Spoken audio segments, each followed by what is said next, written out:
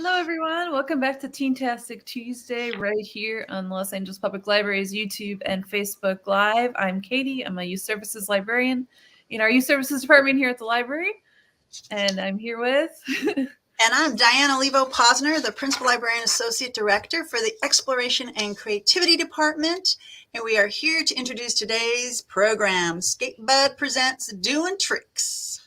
So first, we want to thank all of our behind-the-scenes staff and the Library Foundation, who's helping fund our winter reading challenge programming, like the video you're watching right now. And if you'd like to see more of our amazing programs, including amazing programs for teens happening pretty much every day of the week, please visit our online calendar at lapl.org/events. If you missed last week's program about skateboarding basics, you can check that out on our YouTube channel. We'll put the link in the chat for you. And now on to today's program about doing tricks. Zach Moldoff started Skatebud with his wife, Tiffany, in 2019. Together, they publish books and create programming with municipal organizations. Skatebud has helped to redesign, inaugurate, and invigorate skate parks with free experiences for disenfranchised people all over Los Angeles. Zach, along with some help from friends, will show us the fundamentals of the board and discuss basic tricks. Welcome, Zach! Yay! Hey, Woo! great to be here. Thanks so much for having me. I definitely appreciate the appreciation for skateboarding. Well, we had a lot of fun last week, and we really look forward to today's program. So what do we have in store? Today we're going to go over the fundamentals of riding a board and basic tricks. Essentially everything you need to know for the first 1 to 2 years of skating. And what we're not going to do is try and teach you how to do tricks. We will show you tricks in slow-mo and some stuff from different angles, and break down and give you good solid descriptions and give you the language to talk about it.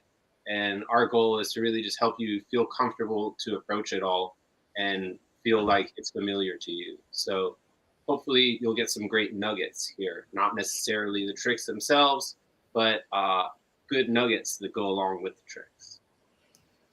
Cool. So are we going to have the first video? Are we ready? Sounds good to me. Skateboarding. Brought to you by the Los Angeles Public Library.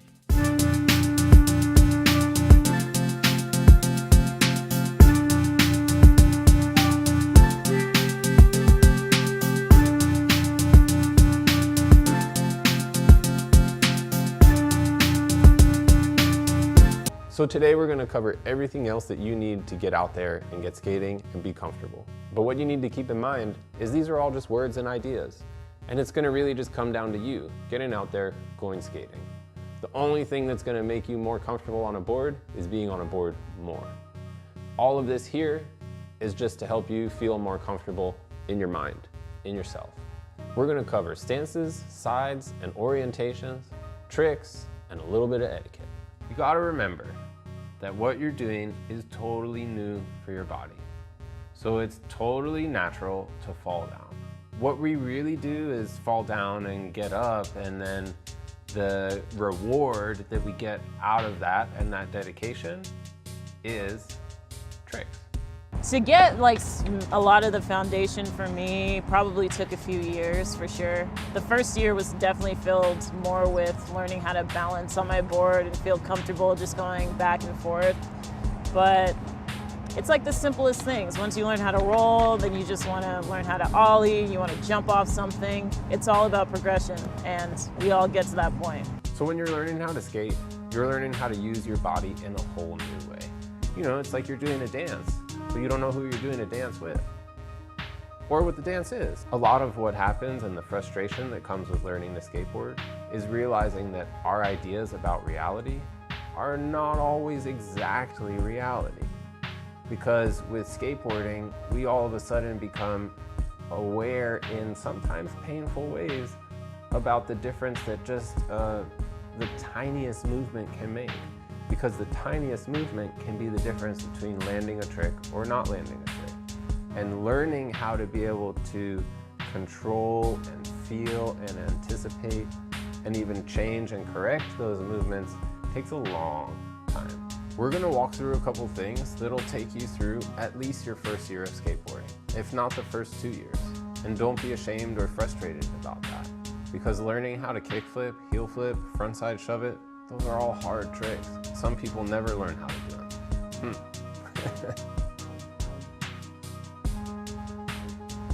In essence, a skateboard wants to roll. And what you're trying to do is master balancing on that skateboard as it's rolling. And as you move forward in your progress skateboarding, you're gonna start doing tricks. And as you're learning tricks, you have to be able to have enough control that when you do pop that board in the air and make it flip and you land back on it, you can stay on it and you can have the control to ride out that trick.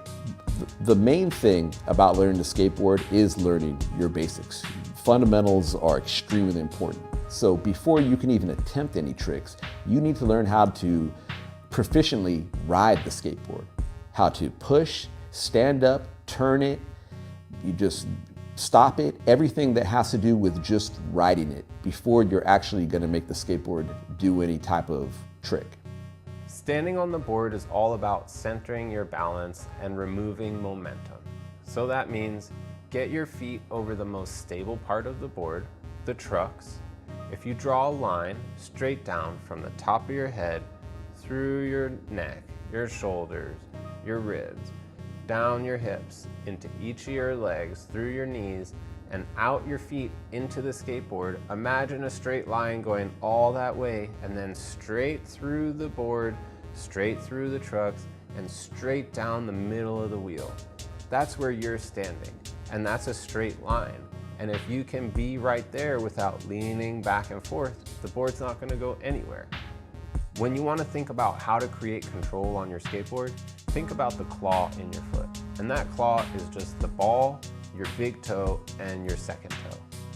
These are the main parts of your foot that you're gonna use for pushing and for popping and for flipping and spinning and doing all of the little kinds of finesses and controls that make the skateboard do all the fun stuff. So all these terms and the language we have in skateboarding, it doesn't just describe the trick, it also describes how your body moved when you did the trick. It's about the board and the body together. When you learn to skateboard, you're gonna feel more comfortable either with your right foot in the back or your left foot in the back. And that's your natural stance. If your left foot's in the back, you're goofy footed. If your right foot's in the back, you're regular footed.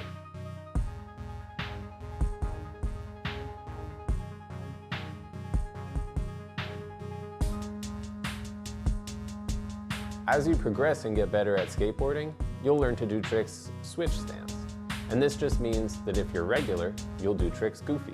And if you're goofy, you'll do tricks regular. In addition to a stance, every trick has an orientation.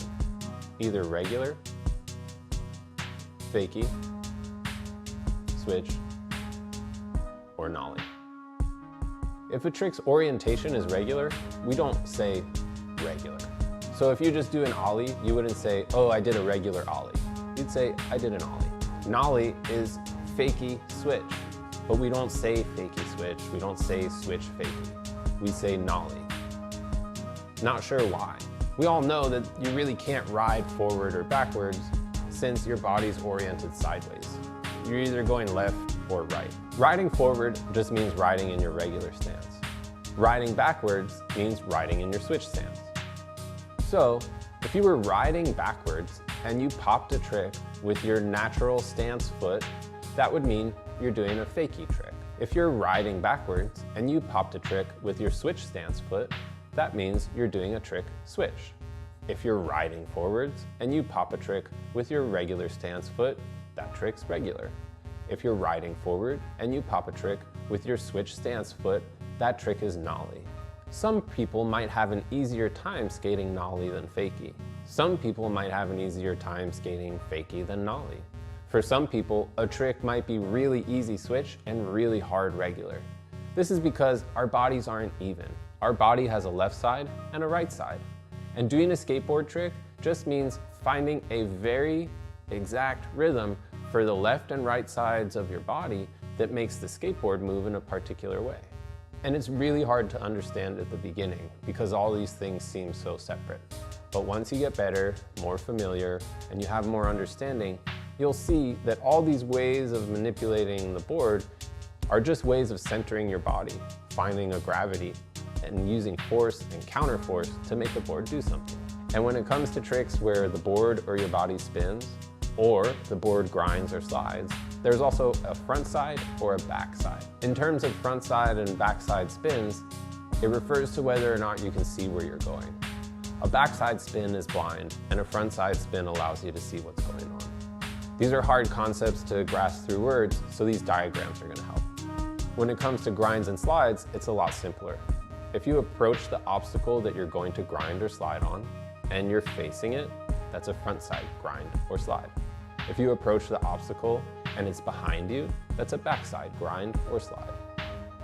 And now that we've covered these basics, we can go on and talk about some basic tricks, and then we'll touch on just a little bit of etiquette so that when you're showing up to places to go skate, you're aware of what skaters will expect of you. The first thing you need to be able to do is just stand on your board. After that, you need to learn how to stop. After you stop, you need to learn how to stop in reverse, and that means go. And go is just pushing. After you learn how to push and go, you'll need to learn how to carve. And that's just another way of saying turn by leaning on the board, using the trucks to go side to side.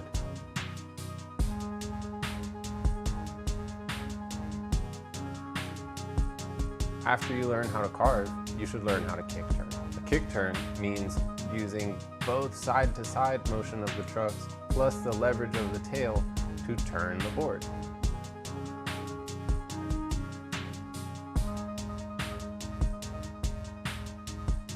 After you learn how to kick turn, you should learn how to manual.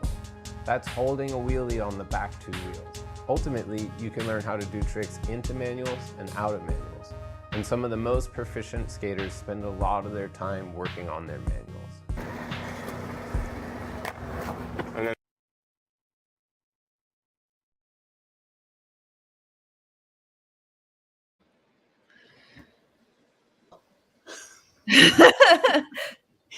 Okay, I just had flashback to me being, I think I must have been like 9 or 10, and skateboarding in front of my grandma's house, my abuela's house, just back and forth and back. And I just remember at first I would, skateboard, and I'm regular foot, and I would just run into the grass. That's how I would stop. Yeah. Yeah. That's definitely like one of the first ways that I think people learn how to stop. One of the things we didn't cover there is like basic stuff, which is the first way I think most people learn, like you said, Diane, is you jump off and you kind of run. And then that's really important because that leads to good technique later for bailing, which we get to later on and we'll talk about. But for stopping, I think as you get a little bit more comfortable, it's just about learning how to, you kind of like plant your foot down and make it as if you're pressing your foot into the ground, and you're pushing that force out, and it kind of, you're wearing away your shoe a little bit, but it's better than wearing away your board by stopping on your board. That'll eat away your board pretty quick, but your shoes are meant to kind of walk on the ground a lot. Right. How do you, I'm like so new to this. So how do you figure out which stance is correct, if you're goofy footed or if you're regular footed? What a lot of people say is that, like, if you think about like walking up a curb or down a curb, which foot do you step up the curb or step down the curb with? But What like do you lead with? Right. I'm regular and I always step up the curb with my right foot. But I don't know if everyone does that. Maybe other people do it different. I think the most the truest way to do it is to just stand on the board and see what feels comfortable. Because ultimately one of them is going to feel more comfortable when you start to just try and take one foot off the board and put it on the ground. Because that whole action of like, you're going to now kind of like not really stiffen your body, but kind of tense up and be able to put all of your weight and and balance on one foot while the other foot goes down to the ground will probably feel a lot more comfortable with one rather than the other. Right. And that's with snowboarding too. It's like my sons are, I think they're regular, they're goofy foot, but and I used to think it had to do with right-handed or left-handed, but it doesn't. Katie, you'll know. It's like it's a natural feeling. You're like, oh wait, this is wrong. I have to switch my foot to the other one. Yeah. Yeah. And some people really are ambidextrous too, so that's a lot more rare. We have a question in the oh yeah, sorry. Sorry. I'm just rambling. We have a question from Tiffany in the chat. What is the key to skating forever? Like how do you start skating and kind of make sure you get into it, and like what hooks you in to stay in and keep skating? Well, I think it's like, one, you have to start skating for the right reasons and with the right people. And for everyone, that's kind of different, but really at the core, it's just about having fun and connecting with skateboarding and opening yourself up to the possibilities that skateboarding can give you. And I think if you do that, then you're instantly transformed the way that you see the rest of the world and approach everything else. So you'll forever be a skateboarder in the way that you do things. And then I think from there, it's really about learning how to take care of your body as you get older. And then as you get even older and life gets more complicated, it's learning about how to manage your time and manage your expectations as well. Because, you know, it's like what skateboarding is changes to you over time. And what skateboarding is changes over time. You know, for someone like me, I started in 1994 and now we're very close to 2024. You know, so that's like, it's hard to comprehend, I think, for someone just starting today, but skateboarding was radically different, you know, what it meant to participate in it, you know. So it's about being able to say, well, I'm still involved, even though it's not what it was when I started. Someone that picks up a skateboard today will never have the same experience that I've had, but I still am thrilled to connect with those people, because I think for me, it's still, I guess, like I said at the beginning, it's about just skating and having fun and opening myself up to the experiences that skating offers. But that's what I know. And if anyone is curious about some of the history of skating, they can check out the previous video where we were walked through the history of skateboards and the shapes and things like that. So you can kind of see some of the physical changes that have happened with skateboarding, of course. Lots of cultural changes as well. Yeah. And we will get into a little bit of history later on in this episode. Paul Schmidt, Professor Schmidt, he's back to tell us about the history of the ollie with a surprising fact that I didn't even know. Cool. And we just sent Zach's book to be cataloged, and it's going to be available in the library system and some of our branches. So we're really excited about it. And you notice here I have my little Post-its where everything that Zach's been talking about, it's in the book. Yeah, it's totally really right. cool. I won't show the trick section yet. Okay. What's next? Next, we're just going to get into the basics of tricks. So we're going to see like what are, you know, for us, for skaters, the basics means like getting the board off the ground, spinning the board and flipping the board and spinning your body. Because when you put those things together, you get every kind of wild, crazy thing you can imagine that a skateboard has ever done and blown people's minds on television. You know, starts with these super basic things right here. Two tricks you'll learn when you start skateboarding is how to ollie, which is making the board jump up off the ground, how to do frontside and backside shove-its, frontside and backside 180 ollies, a kickflip, and a heel flip. Putting these basic tricks together will allow you to do almost every trick that's capable on a skateboard. To elaborate on the ollie, what it consists of is pushing down on the tail of your board while you jump, and that brings the skateboard up into the air with your feet at the height that you jump. This allows you to continually skate down the street, so you can ollie up a curb and not have to pick your skateboard up, or ollie off the curb and not have to pick your skateboard up.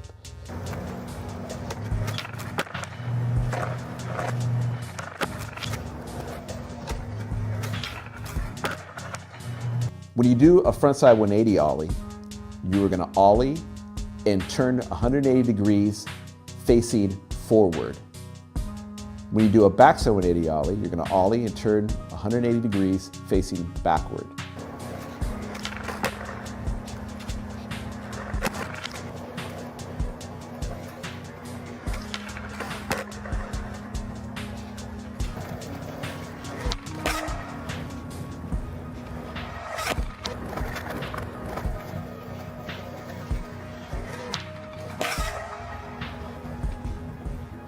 When you do a shove it, the board is just spinning under your feet. You are still staying in your same stance, but the board will either spin 180 degrees or maybe 360 degrees. And that can be done either frontside or backside.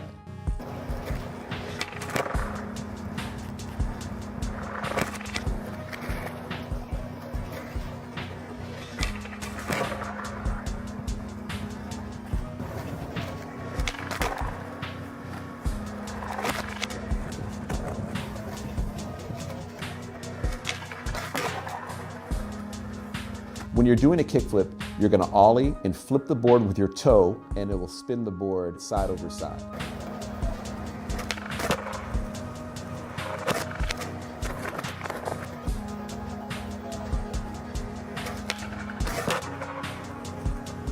When you do a heel flip, you're gonna ollie and kick the board with your heel, and it'll spin side over side.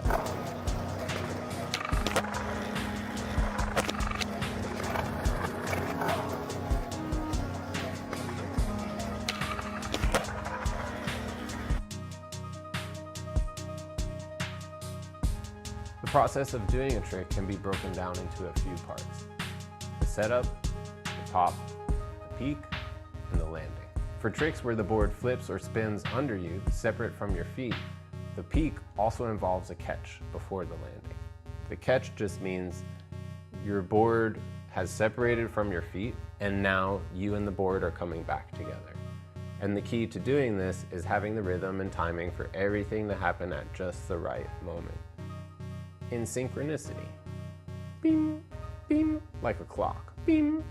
Some people do have that kind of control and precision, but most of us are a little bit more wavy and rough around the edges. But we manage to do it, and that's one of the great things about skating. There's room for people who are exactly precise, and there's room for people with a lot of looseness. Here's an important thing to remember about your board and how the leverage works on it. One way to think about it is if you put 2 feet on the board, one on the tail or the nose and one in the middle. If you push down on the tail or the nose, the board will go down. Or if you just stand on both of those feet, one over the nose or tail, one in the middle, and then you lift up that foot in the middle, the same thing will happen. The nose or tail will go down. Using that leverage point on your board is the most essential thing for balancing, no matter what trick you want to do. So the more you can understand that, the more control you'll have and the more comfortable you'll be. And here's Paul Schmidt to help you understand that. So a skateboarder has a problem. Their skateboard isn't popping high enough in the air when they're doing a trick, or it's popping too soon. Well, if I put this gauge on it and I zero out and then I go here, we can see that this one is 35.9. Okay, if I put a bigger wheel on that skateboard, that number would go up. A smaller wheel, that number would go down. I could make a longer tail on the skateboard, the number will go down. A shorter tail, the number will go up. So there's a bunch of ways to adjust it. I could put riser pads on the board and the number will go up. So the longer it takes for the tail to hit, the more energy you're going to generate when you ollie. Okay, that tap, right? However, the more energy you get, the harder it is to control. So you have to moderate your skills and learn that timing, right? So when the tail hits is a huge part of that. Every skateboard trick involves force and counterforce. Just like you can take a ruler, bend it back, and snap it, a skateboard works in the same way. By creating force and counterforce and manipulating the board, you can get it to flip and spin around under you. The harder a trick is, the more complicated that manipulation of force and counterforce is. And the more complicated it gets, the more likely it is that you're gonna fall or get hurt. So just remember, don't get discouraged. If you want those really hard tricks, you'll have to be ready to fall a few times. One of the hardest things to overcome or learn or understand about skating is our resistance to falling. Before you learn how to skate, you probably avoid falling all the time, as much as you can. But with skating, you have to be ready to fall, and you accept that you'll fall, and you know that you'll fall. And actually, falling is a technique itself.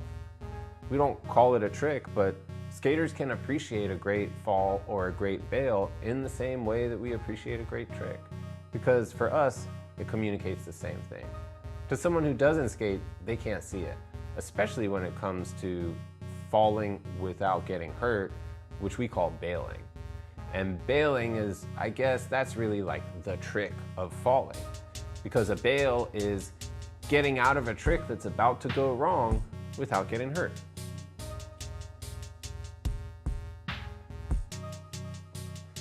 But the important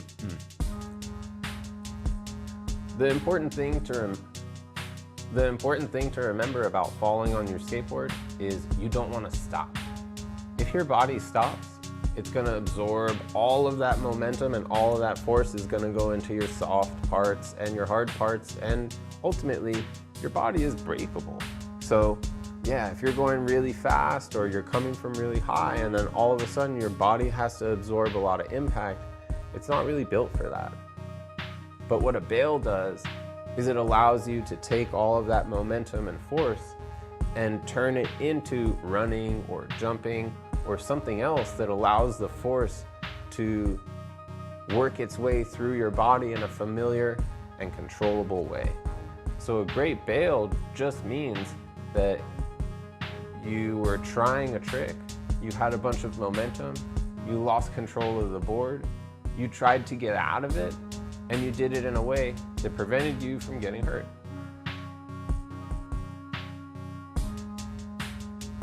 Because skateboarding consists of a pretty small amount of tricks, that means that how we do the tricks is really important.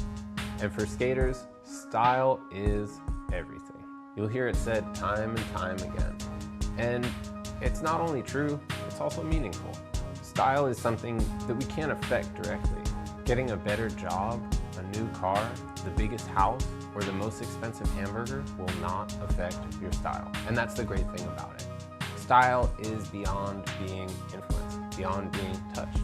It's a reflection of something that's not skateboarding. And skateboarding allows us to see style and see people in a way that we couldn't otherwise. Some of the most legendary skaters of all time did simple tricks with unforgettable style. And some of the most forgettable skaters of all time did really hard tricks with style that nobody wants to go back to. And that's not to put anyone down. And that's also not to say that there's a right style and a wrong style, because style is subjective. It's up to everyone. But there are some things that are universally recognized as not okay and not good. And that's being forced, trying to stylize your body in a certain way, because skaters will always know that it's not what's really going on.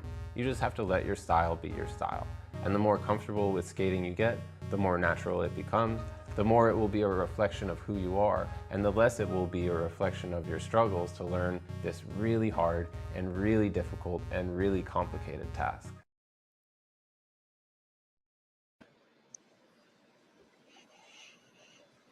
Hey. Falling is always, I think, on the top of the mind of a new skater or bike rider or anyone trying a new physical activity, I would say. Yeah. Do you recommend that people wear like helmets and pads and things like that as they're starting out? Absolutely. A helmet for sure. Like, I think it's kind of deceptive because you do see most people at the park don't wear pads, but most people when they start skating do wear pads. And I think it's something like the first 3 weeks. You know, if you're going out and skating on a regular basis, it's like the first 3 weeks is when like 90 something percent of skateboard injuries happen. Don't quote me on the exact percentage, but like at a conceptual level, like if you're going to get hurt skating, it's going to happen most likely in the first 3 weeks, because that's when you're really like, it's so foreign in this different way of moving. So I think most people are at least wearing pads in that time. And then, once you get past that, it's safer. It's safer to say like, okay, I feel more confident and comfortable and I understand how to fall. When you wind up in a fall that's totally unexpected and you don't know what's going on and you don't know how to react in a way that makes you safer by the time you hit the ground, and then you don't know what to do at the moment when your body does hit the ground to minimize it further, then you're I don't know. I don't want to say you're asking for problems, but you really are like, if you just look at the reality of what's going on, like the mechanics and the statistics, like you're gonna fall when you start skating. Like you're on hard surfaces, your head like will hit the ground at some point. I mean, even like it doesn't even matter, because then it's like once you get further along though, like you wind up doing that kind of stuff, because that's just like, that's skating. Like you get hurt and there are injuries and you can't escape it at another level as well. I guess that's what I'm trying to get at. I don't think that everyone who steps on a skateboard doesn't suffer a tremendous injury, but I think if you do continue to push yourself and say like, I want to continue to learn harder tricks, I want to continue to challenge my capacity of what I can do on this thing, like the stakes get at least dangerous enough to break your bones and knock you unconscious in not too long. So, like that, and that's the reality of it. And we should all be aware of it. And if you're not comfortable with it and wearing protective gear makes you more comfortable with it, then that's a great reason to put it on. Yep. I'm all about helmets. Especially if you're a teenager, a young person. Yeah. Right. For sure. If you're under, I don't know, 21 starting skateboarding, and it's like you're living in someone else's house and someone else like takes care of you, at least in some part, then for sure you have an obligation to put on a helmet, because it's not just your risk that's being taken. My son wears a helmet without there's no negotiating. He's 3. Scooter, bicycle, skateboard, any stuff on wheels, because again, it's just the reality of what you're doing. Like, you know how to fall once you've learned how to walk, but you only know how to fall from walking. You don't know how to fall from wheels that eliminate friction and then leave you off the ground in an elevated stance where you could easily be like this in the air and come down. Exactly. And plus with skateboarding, you are out in the elements, and I see guys all the time skateboarding, and they might be great skateboarders, but they're against like vehicles and you're not going to win. So have a helmet on. Yeah. I always yell out, do it for your mom. Totally. I mean, at the least. On that note, what advice would you give for a young person whose parents or guardians are maybe a little reluctant when they hear that they want to learn how to skateboard? Well, I think the first thing you have to do, right? It's like any situation that you want to negotiate with your parents or you're a caretaker, where you want something that is not being given to you. You have to first think about what's the perspective that they're coming from. And I think if I have to guess, based on my personal experiences, for most people, the resistance to skateboarding is like top of the list, injury. And then there is a fraction of people after that who have reservations about the cultural implications of what it means to hang out with skaters. I can't address the second one.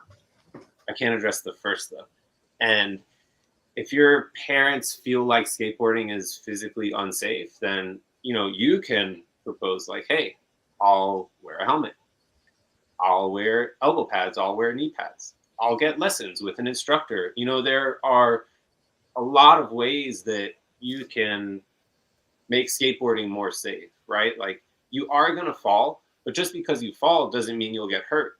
Skateboarding doesn't mean you will get hurt unless you're saying, oh, I'm going to push myself like really to this point of, well, you could get hurt like that with anything that you're pushing yourself to that point. You know, we see professional athletes get hurt under any kind of circumstances. We see professional laborers get hurt in any kind of circumstances. So the moment that you take your body and you start to use it for being truly dedicated to anything, I think in this society, it's at risk. So skateboarding is no different in that regard. I think for any caretakers or parents who are perhaps in your way and think that physical safety is being compromised, well, perhaps offer that argument.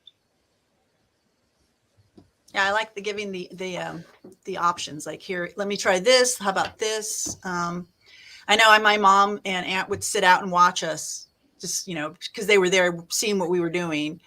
And I was famous for bailing all the time, because I would know my level, and I'd be like, I would do the duck and roll, because I would hear my older cousins be like, duck and roll.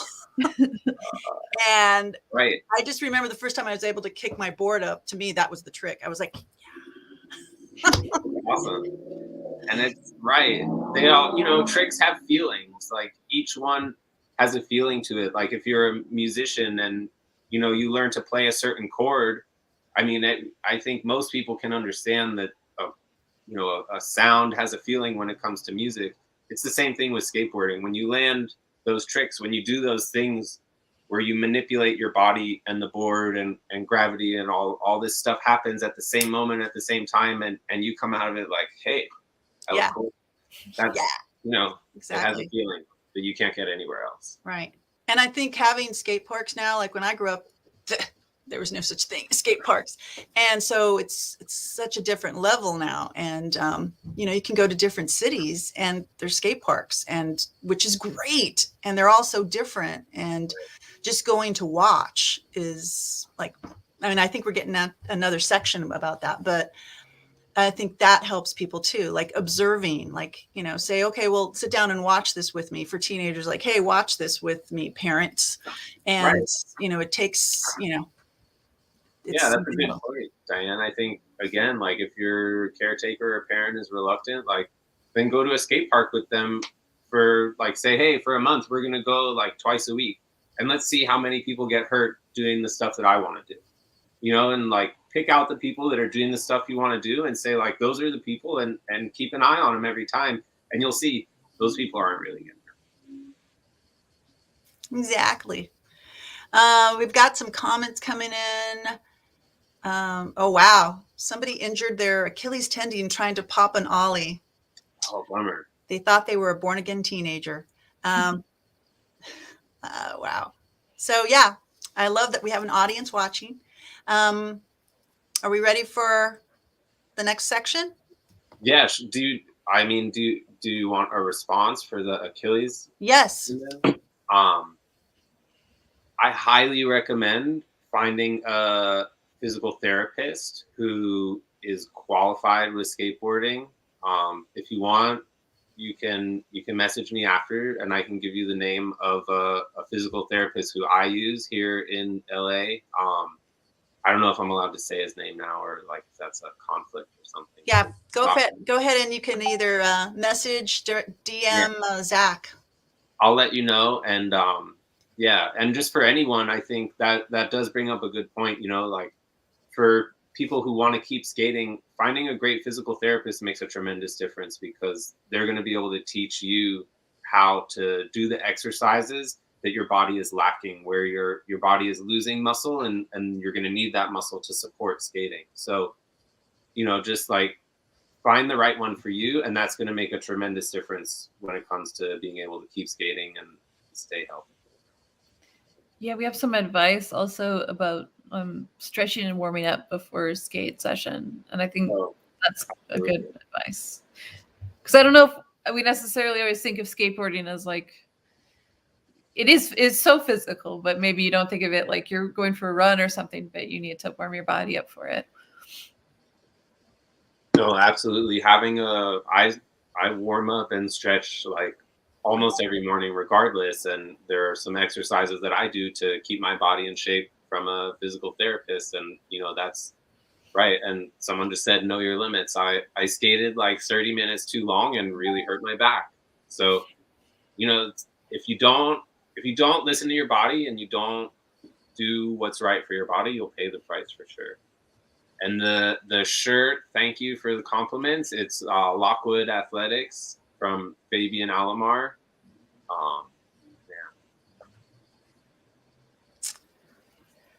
Okay. Oh, and then we have etiquette. So we've got Fabian and Adrian Slovo, and then some ollie technique videos from Adrian and Maisel. Cool. I'm ready.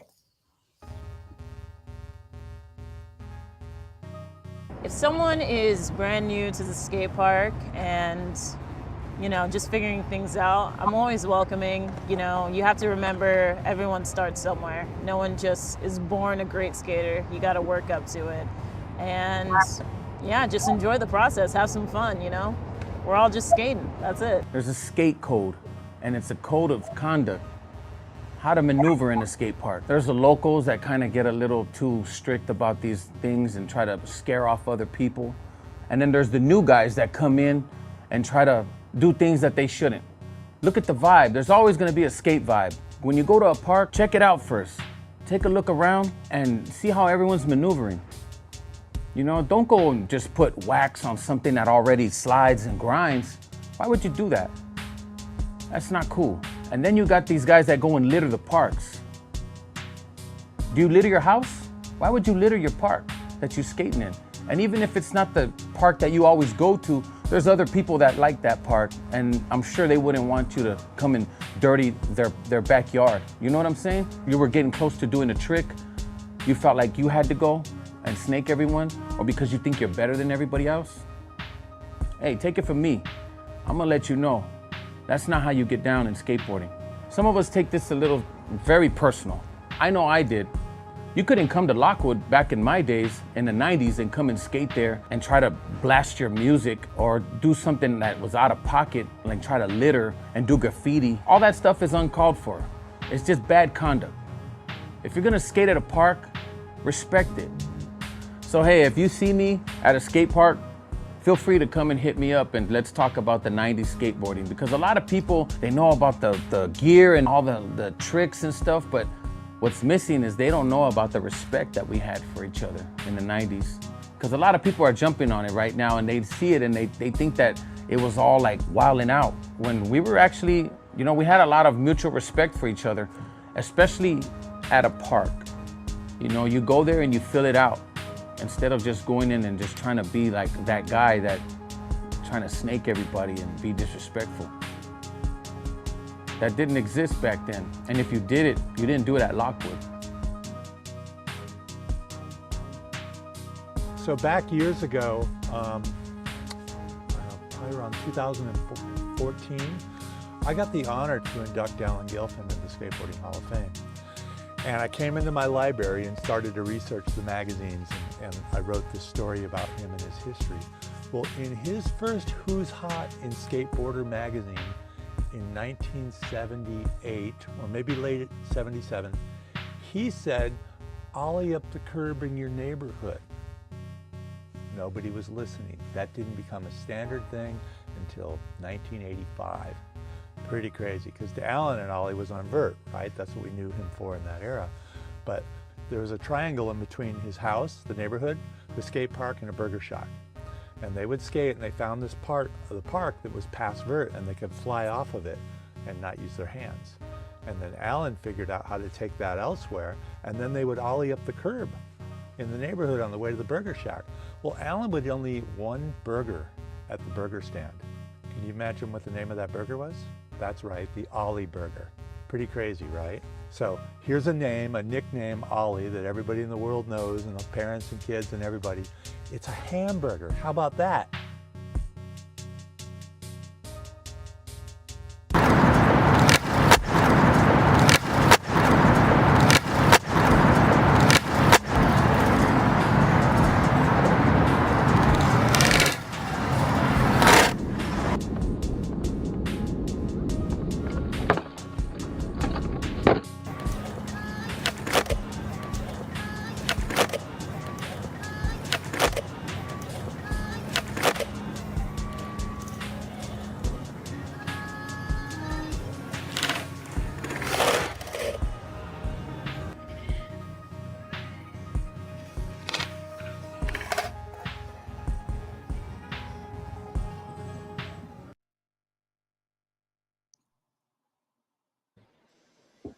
There it is. That was so cool. Hamburger. The ollie is a hamburger. That was great. So that was the hidden nugget that you learned? I mean, I would hope so, man. At the least. That was cool.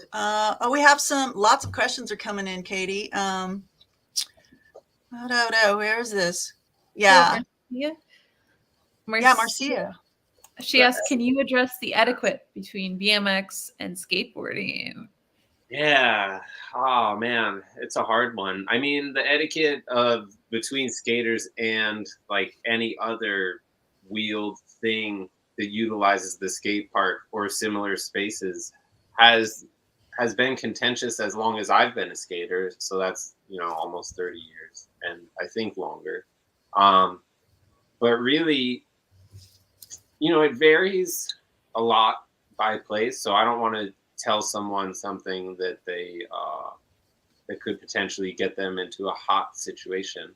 But I think some basics are just, the same as what you see at any skate park or skate spot. It's about mutual respect. It's really hard to be at a skate park if there's a lot of people riding bikes, then it's just not a time for you to be skating there, because you're going to get hurt. When bikers bail and do tricks and the way they navigate the space, like other people can't be there unless they're on bikes too, or unless you're ready to say, oh, okay, I don't mind if a bike crashes into me, which is not cool. I think in terms of like the one thing that I know for sure that all BMX riders need to know if they're thinking they're going to go to a place where skaters are, if you have pegs on your bike and you don't have the kind of skill level that allows you to use those pegs for grinding without damaging the surfaces that you're grinding on, you shouldn't go to places where skaters are, because skaters will get real upset that you're ruining their ledges. But yeah, again, I'm not an expert on the ins and outs. It's different everywhere, but yeah, I would say just like give them space. Sounds like respect is pretty key, regardless of a skater or biker. Yeah, like Fabian was getting at, really, it's like the roots of these cultures. Almost all these tricks, they trace themselves, all these other cultures largely trace themselves back to skateboarding. Whether it's only the names of the tricks or like the way that they look at the terrain of the urban architecture. Skateboarding is where this stuff started. And you talk about all these cultures, though, the things that they have in common, they're like street cultures, right? It's about being able to navigate the streets in a way that's different than the kind of rules and norms that you see navigating a workplace or a school. You have to know how to respect other people without them telling you what that means firsthand. So I think that's maybe if you wanted to just focus on one thing, then take that. Like, don't assume that you know how to respect someone unless they've already told you and they've demonstrated what that means, because that's how you get into tricky situations, by overestimating what it means to respect someone and accidentally disrespecting someone in a space where a lot of respect is being given and shared by everyone else. Is there a good way to learn those norms? Is it observation? Is it in your book? Yeah, in the book we have a lot of stuff, but I think, it does just go back to a lot of basics of like, for one thing, right? If say you're brand new to the skate park and you show up, you want to look at how people are moving around. And that goes for any kind of skate spot. You don't show up and like do graffiti at a place. You don't show up like blasting music on a speaker or even playing music at all. Like, if it's not your skate park, then it's someone else's skate park and they're there on a regular basis, and to them it's like home. So if you show up and think like, yeah, it's great, like I love this song, everyone else is going to love it, and people are there having peace and quiet because normally they're at home and their neighbor is blasting music, they're going to react to you in the way that they would react to that neighbor. And normally they don't see that neighbor. And now you're right there in their face, and they might, you know, they might say something that hurts your feelings, or they might snatch your board away, or who knows what might happen.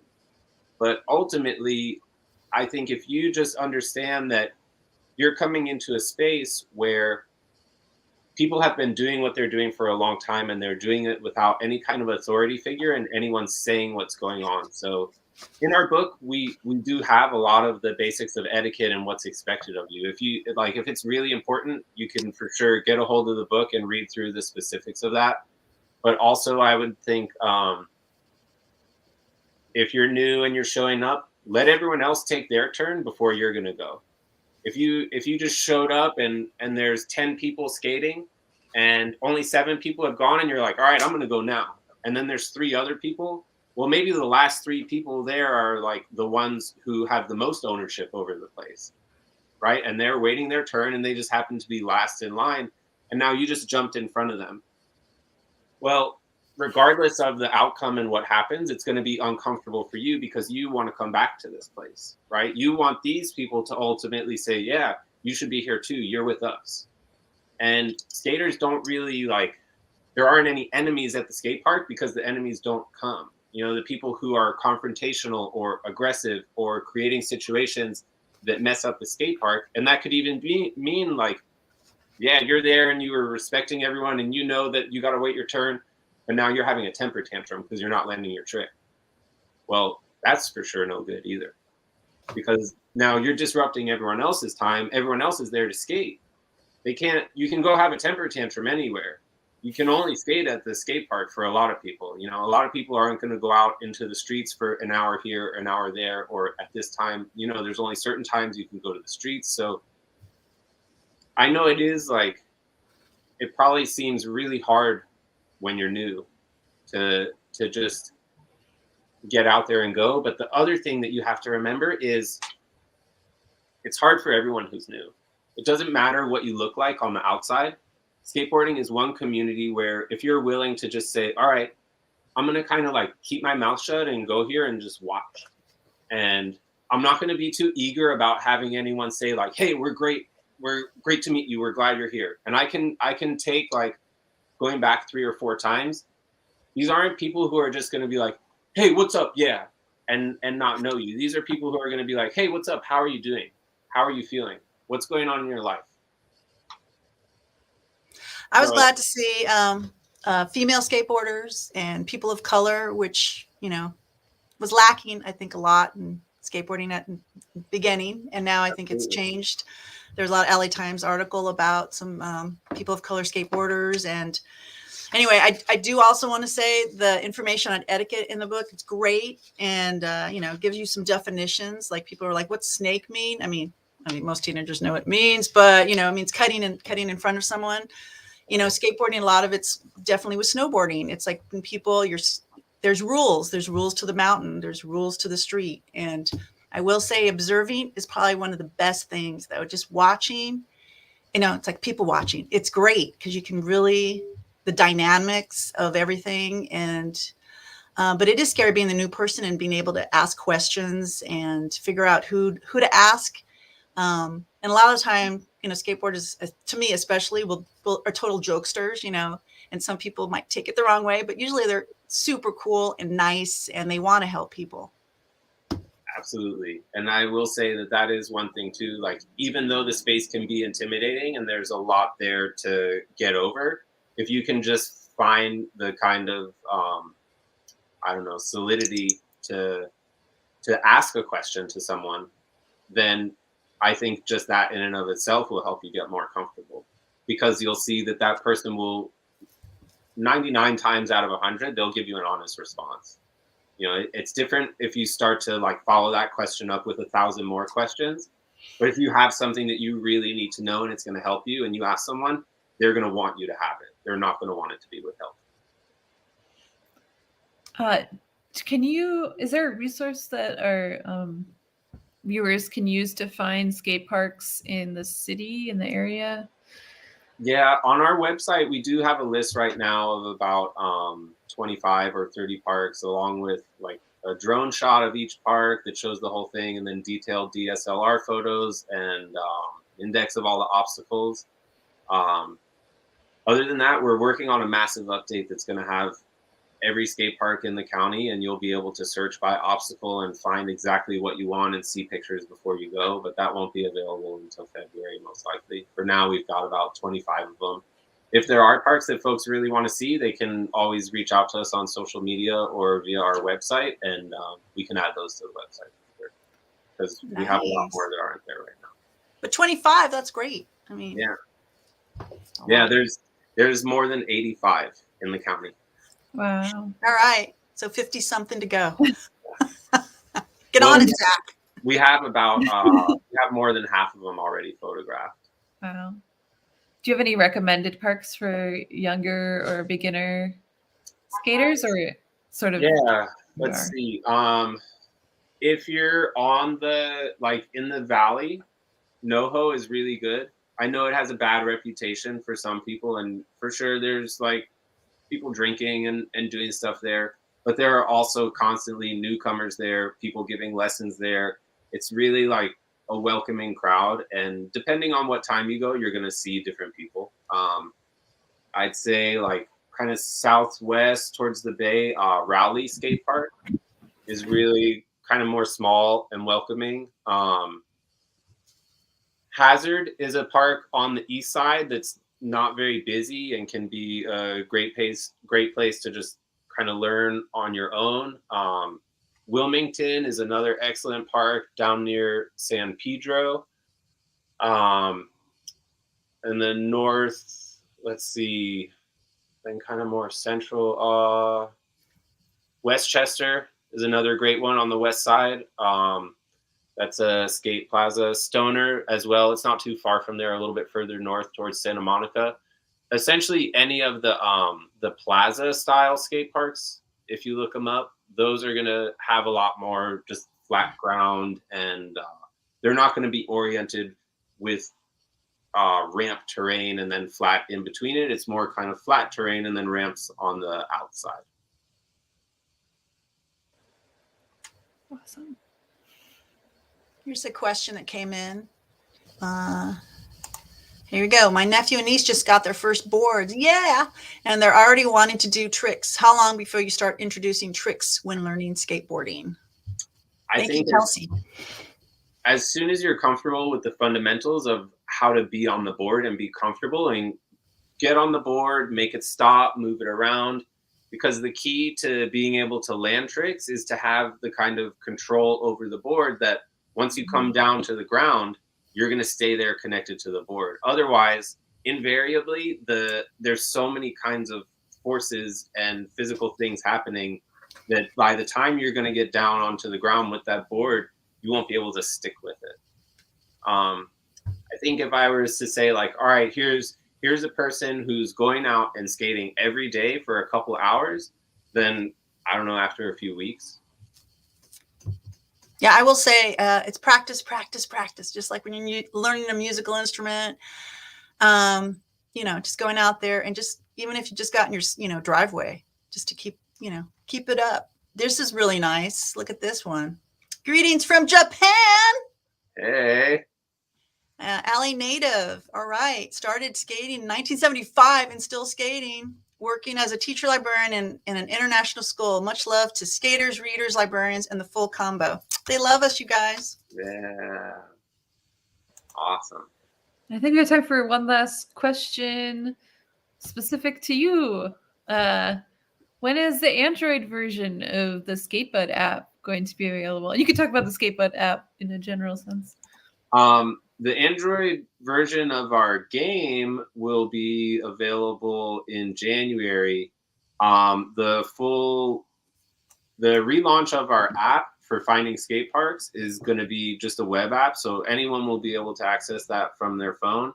And then we'll probably have a Android and iOS specific release later on next year. But you'll be able to access it from Android or Nokia or BlackBerry, or what were the other like super ancient ones? Palm Pilot. User phones. Yeah. Palm. I'm actually, you know, in like just as like a brief aside, I'm really excited to say that we're using no code to build our new version of our web app, which is something which for skaters, this is like everything else. Like it takes like developing an app and packages it all into like simple components. And then if you can like spend the time to figure it out, you can put it all together. So really we're going to be able to take all of this and deliver it just through the internet instead of making it specifically for iPhone or for an Android app and having to pay a developer a lot of money. We're going to be able to do it on our own. That's going to be Like so DIY. cool. Yeah, I mean, and I already know skateboarders going to have the book in their pocket, and then they can pull up your app to find the skate parks. This is great. well, at the least, right. It's a way that anyone, whether you're a skater yet or not, or whether you're on roller skates or you're on a bike, or for whatever reason you want to find skate parks, you know, Google Maps, like it just doesn't do it. If you really want to know what it's going to be like before you show up, you're kind of out of luck. So what we're doing is just providing a way for anyone anywhere in the world to say, hey, these great parks are here. Let's go to the ones that have the stuff that we want. So cool. Well, I think we're wrapped up. Or anything else, Katie? You see anything else? No, just thank you so much. And I highly recommend if those of you who are just tuning in for the second part to go back to the first part and learn even more about skateboarding. It's been a wonderful 2-part series here with Skatebud and Zach.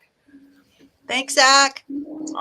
Thanks so much. And I got to say special thank you to Monica Torres and Gio Galicia. They were the ones that you saw doing all the tricks. And then at the end, you saw Adrian Slovo and Maisel Allegado doing their ollies from different angles and in slow-mo.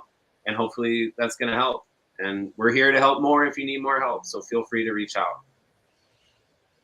Thanks. And you Well, can that was pretty amazing. I don't Yeah. know. That was the coolest. And we have them. They're going to be recorded in captions, so you guys can just keep watching part 1 and 2 over and over and over. So remember, our winter reading challenge is happening right now. So join the reading challenge if you haven't, and let a book charm, intrigue, or transport you. Complete 5 activities and be entered into a drawing, which watching the 2 programs counts. Ding, ding, you got them done. And reading. And the library store will be providing our prizes. So really cool prizes, I will say. So this reading challenge will continue until January the 8th of 2022, which is right around the corner. Visit lapl.org/winter for more information. And right behind me are these really cool stickers that if you come into the branches, you can get one and you can put it on your board. So until next time, we truly appreciate all your support. The success of these programs and all of our library programs could not happen without our viewers like you. So thank you. And see you next time. Adios.